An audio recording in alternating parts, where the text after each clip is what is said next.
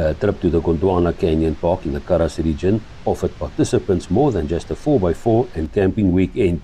It welcomed an entire team of around 30 vehicles who witnessed the opening of the Louter Dam's sluices. This forced drivers to find a detour in wet conditions. But nature and adventure are what the drivers came to experience.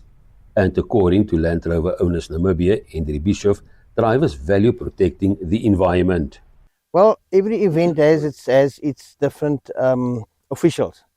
One of which is the solid waste official. We say when you go somewhere, just leave your tracks, nothing else. Bischoff said they have strict driving rules and regulations in place for the association's members, many of whom enjoyed spending time in nature. He stated safety is an important aspect, adding that vehicles must be mechanically sound and drivers should drive in 4x4 on gravel roads.